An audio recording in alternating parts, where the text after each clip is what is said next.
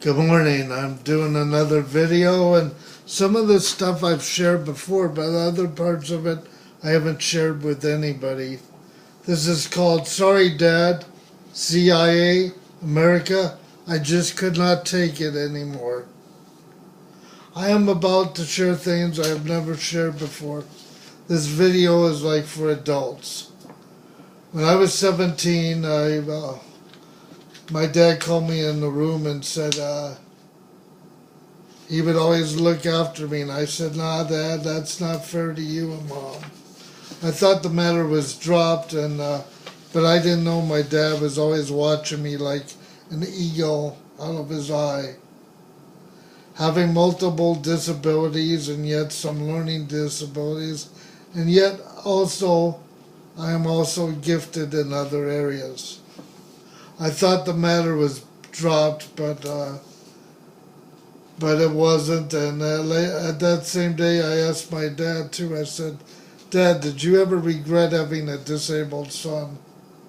And it crushed him. And he said, "How could I ask such a question?" And after that, I felt really bad about asking him that. I moved to Fresno when I was 22 years old, sight unseen, 2,000 miles away from Greendale, Wisconsin, to go to Fresno State. I was home sick right away. I knew this guy, Timothy, in the dorms from Milwaukee. He had cerebral palsy. I have to be brief in all this story because of it's quite long, and I'll try to skim it. Maybe someday I will be able to tell my story more in detail. I try to tell stories in ways that don't hurt anybody. I knew I was gay at 5, but at 21 in Milwaukee I had an encounter with Mrs. Robinson. It was very weird and awkward, and right away after we were done I left. I knew right in the beginning it wasn't for me, but I knew I had to try to make sure that I wasn't playing God and experience it. I met a man in Fresno when I moved, and he was in his 50s, and he said I should have sex with his girlfriend. She was in her 30s. I told him I thought I was gay, but he insisted and literally grabbed my hand and forced me to do what Donald Trump talked about doing in his bus on that tape not too long ago.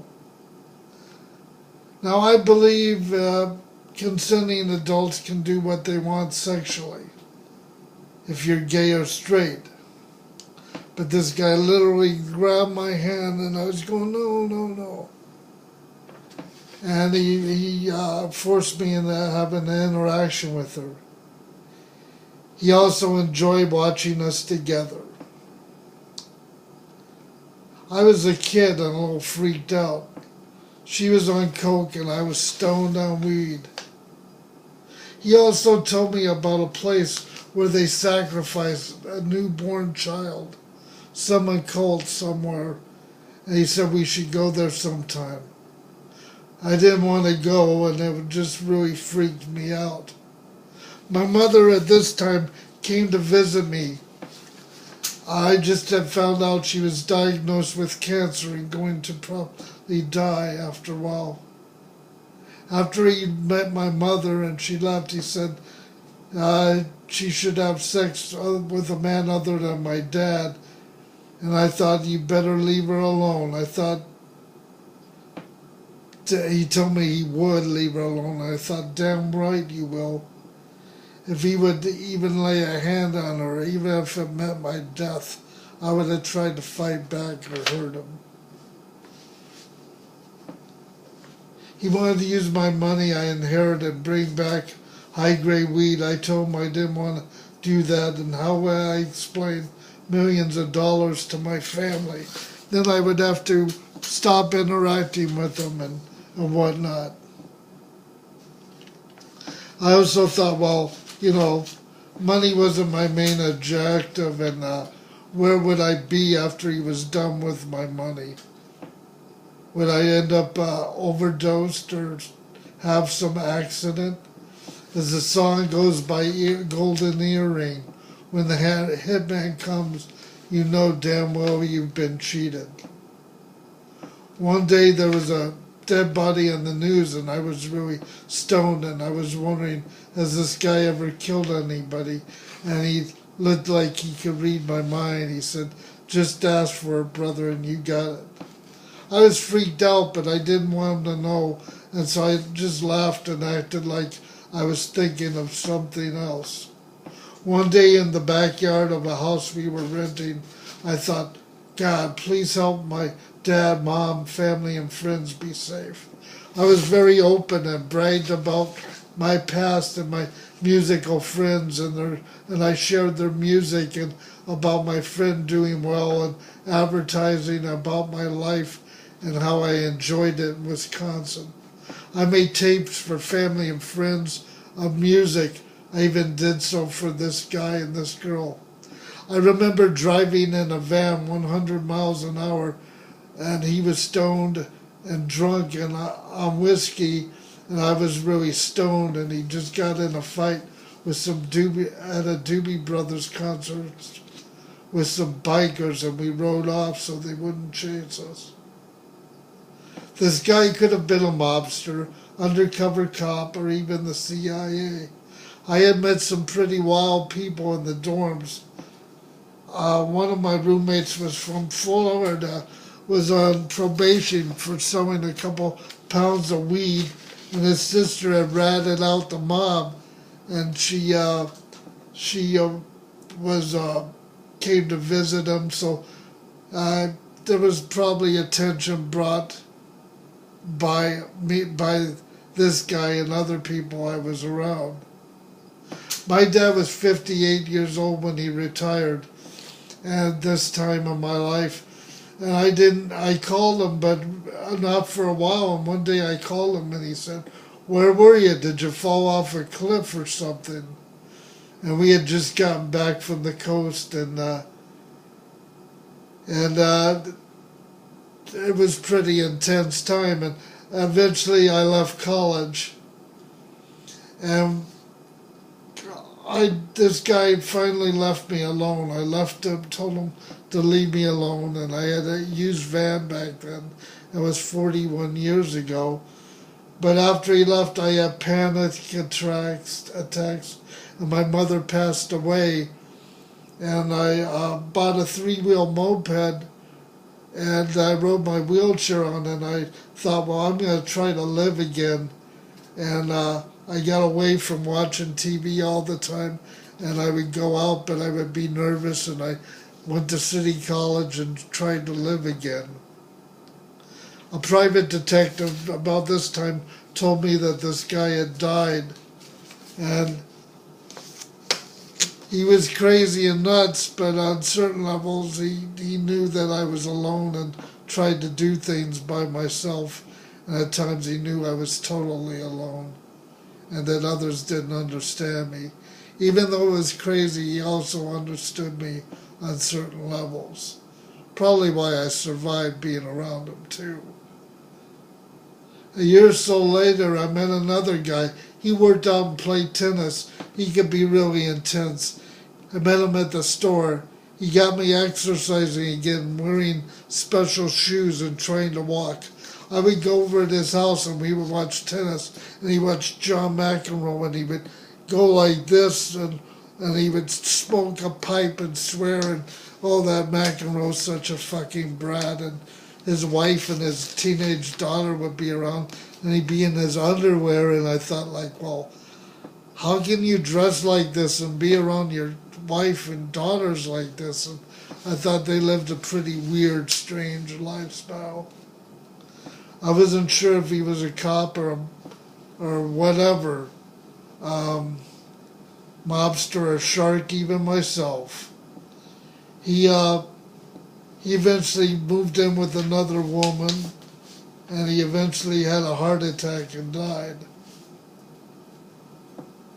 To quote Pink Floyd, so you think you can tell heaven from hell. Well, I've been through a lot in this life. And 22 years after I met these people, I went to the Universal Unitarian Church where Reverend Brian gave me a voice, asked me to speak, and I flew speaking on stage. I didn't share a lot of things I shared with you today, but I shared some of them. Many UUs, Universal Unitarians, do not believe in God, and that's fine, because some people in my family don't believe in God either. After Brian left, and before he left, they talked about 4 or 5 things that were really big and important while he was there. I was kind of disappointed they didn't mention me, because having cerebral palsy, there's never been anybody that I could see in the TV mirror that looked like me. And at times UUs understood me talking on stage, but if I talked about God too much, some of them might have become uneasy. But that's how it's always been in my life. Even with my own family, I realized at times my family hasn't always understood my disability or other people that are disabled. I'm not going to go to any church and grab a Bible and start speaking to God about God and wearing a suit, because that's not how I view God. I believe people have to find their own path. Lions and tigers and bears and sharks in the water. Oh my. After Brian spoke, I left a few times, but things had changed, and then people at church didn't ask me to speak anymore. Mirror, mirror on the TV wall. Often people turn to you, and when they don't see people like me, they get freaked out. A family member of mine has been sick lately, and people are wondering where they should go. I think they should go home. If it does not work, then they should think of a nursing home or a long-time caring facility. We should always try to fly. If it does not work out, at least we gave our all and we tried. I have never tried to be a burden to family or to my community or country. Often I think of police Jerry Dyer. I had heard from a friend that he had a sister or has a sister with Down syndrome, and he appears to be quite conservative and a Christian. I don't know if his sister is still alive or not, but I've often wondered what he would think of people like me that are disabled and gay. Sometimes people in this position are quite conservative, but often at times I wonder, do they understand more about disability, and are they more open-minded in their personal lives? I'm not always sure, but I hope he is.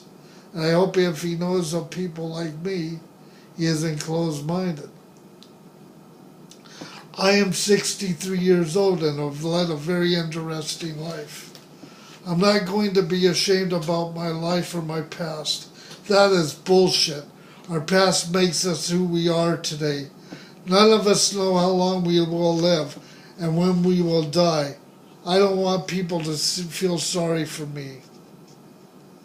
I have always rocked cerebral palsy, and society made me feel that being gay was my hidden disability.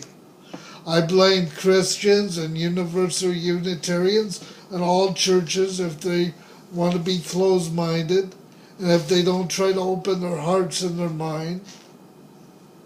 In the eyes of God, I am perfect the way I was created. Our world is so screwed up today, so I thought I would do this video today. Everybody in this world is in pain, and people like P. Trump don't have a fucking clue at times. I wish people would be open-minded and not so hateful and try to love and respect one another. That's when America was great, when people tried to respect and appreciate one another. Trump sitting around telling we have to make America great again is bullshit. America has always been great as long as you have the right perception and the right attitude. Thank you for listening to my video.